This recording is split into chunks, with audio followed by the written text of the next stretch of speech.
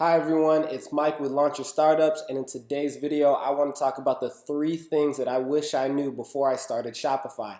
And if I knew these things before I started, I would have made a lot more money in the beginning, and I wasted 2 to 3 months of gaining information or gaining data in order to make me money later in the future. So what I want you guys to think about, I understand, I know I tell you, is to worry about getting your first sale. Yes, that is number one priority. But in the meantime, you want to be able to gather data so that it's easier for you to get that second or third or fourth or like your 50th sale. So it's hard in the beginning to get that first sale, but to get the ball rolling, to make it easier, is to gather that data. And that's one of the number one things I wish I knew before I started Shopify, but I was so blinded by the fact that I just wanted to get my first sale and just start making money that I forgot to set up my future sales. So let's just jump right into it. So the very first thing, let's talk number one.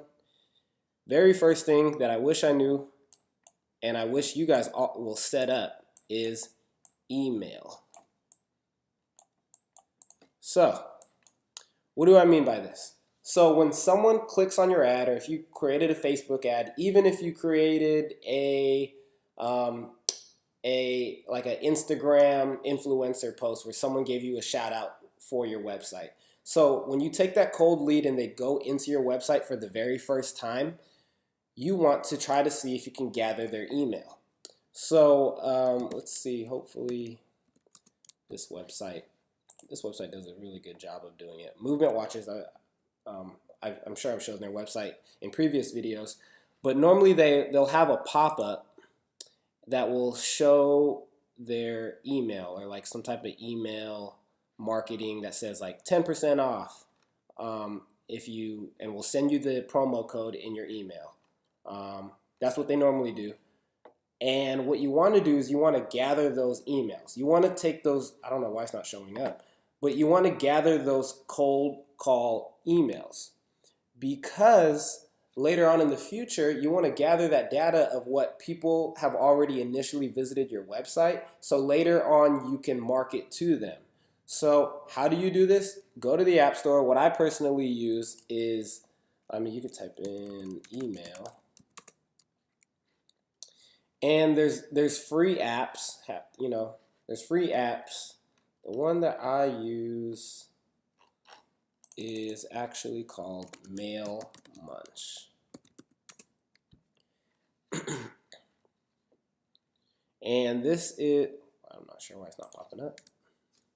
Mail Munch. Right there. And what they do, so it's just a simple pop-up. And what I do is like free shipping and 10% off. Enter your email and we'll send you the promo code. And here's some clips.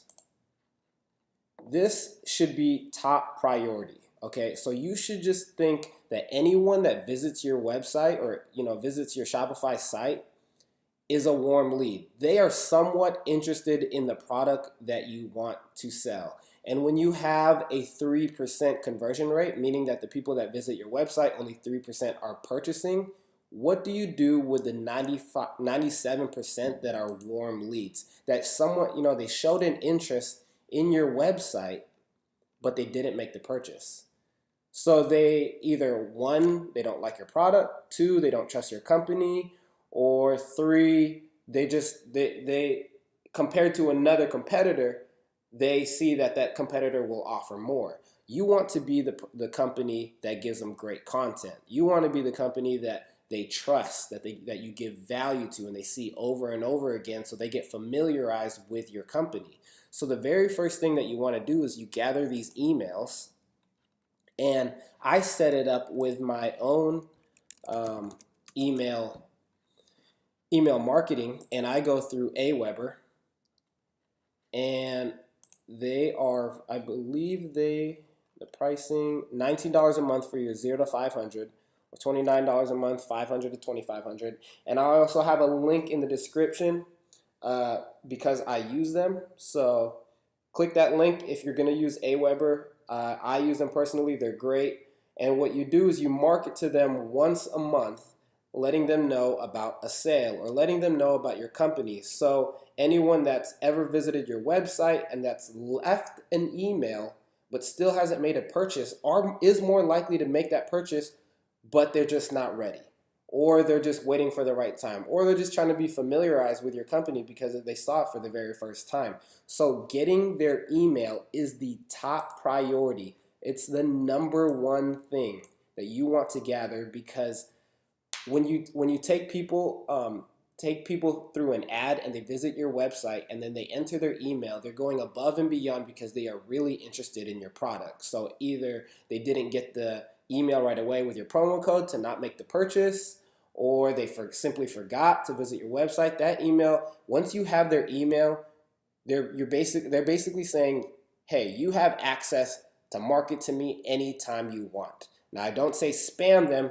Don't email them. I would say email them once a month or even twice a month max. But anything more than that, you don't want to be too spammy. And then they unsubscribe from your email marketing. Okay, so there's lots of things that you could do with the email. Lots of things. You can market them. You can retarget them when you go back on Facebook. So you can use that email to retarget them on Facebook when you gather that list. This is where all the big money comes from, okay? If you can gather their email, you own them as a customer. So you just have to make sure that this is the number one top priority that you want to have, okay? And talking about retarget for Facebook, that is number two. Number two thing you want to set up is your Facebook pixel. So Facebook pixel is what you set up on your like your Facebook ads. You could do this real easy. Well, actually, let's see if we could just Google it. Facebook pixel. This should be, after you set up your email, this should be the next most important thing that you should do for your website. And when you create a pixel, all you're doing is going to your ads manager, and then you click create a pixel, and then basically it just gives you like a website code or like a link. And what you do is you paste that into your settings on your Shopify. So if you type in like Shopify Facebook pixel, you take that link and you take that little link and you just paste it. So right here where it says Google Analytics Facebook pixel, you just paste your Facebook pixel ID there. That should be one of the very first things you do before you even start doing shout outs or Instagram influencer marketing. Because what you're doing is now you're not only gathering people's emails by doing like a 10% off, 10% off, or free shipping if you enter your email, we give you a promo code. By doing the Facebook pixel, you are gathering all the data of anyone who's ever visited your website. Anyone who's ever visited your website will be saved and will be saved as an audience for your Facebook. Okay? So now later on, when you want to retarget them, retarget the audience of people who visited your website, who didn't even email or who didn't make a purchase, you still have them. You still save that data. You have that data, okay? So they either entered their email, which shows that they're interested in your product because they're looking for that promo code, or they just visited your website and you still get that data. You get that data. So now you have their email. Now you are taking anyone who's ever visited your website and creating an audience, like a Facebook audience. I do not know how to spell. Now that you're gathering that data, it is so much easier to make the next level of sales. Okay, I mean, like I said before, the hard part is getting the first sale. Then the next part is getting the sales through the people who have visited your website and showed some interest but didn't make the first purchase. And now when you gather their email and you're gathering that audience of people who visited your website, the third thing is using Facebook ads correctly. So that is the third thing. When I first started, I thought Shopify and e-commerce was as easy as setting up a Shopify account, finding a product, and then just making Facebook ads about the market about the demographic of the people that I think are interested in my product. So again, I know I do like yoga mats. So say I created a company, yoga mats, and I thought it was just as easy as creating a Facebook ad directly to females at a certain age, 18 to 24, and just posting these ads. Wrong. That is not how you do it. I mean, it is rare for someone to initially just see a Facebook ad one time and then make the purchase initially, right off the bat, off that one time they see the ad. Okay? So I wasted a lot of money doing it incorrect. But the right way to do this is email marketing. So now that you have this email of the people who visited your site but didn't make a purchase, you create an audience, a Facebook audience. And then what you do is you send them a retarget ad. So now you're not just sending Facebook ads. I go against sending cold Facebook ads. And what I mean by cold is that they've never visited your website. You're just tapping into a random demographic of people that you think are interested. And then you just do a lot of trial and error, testing, seeing what works, seeing what doesn't work. Do not do cold Facebook ads. You're going to waste your money, a lot of money doing cold Facebook ads. The way you want to market to them on Facebook is if they're already a warm lead. And how do you take them as a warm lead? These top two things. If they've, one, already visited your website, or two, entered their email for you to start targeting them, okay? So now you can start sending them emails and saying, you can, one, start sending them emails about promos or anything new about your company. That's one. Or two, you can use that email and start sending them ads. And now this is not the first time that they see your company. This could be the second or third time that they saw your ad, or now you provided some content and you created like a video ad.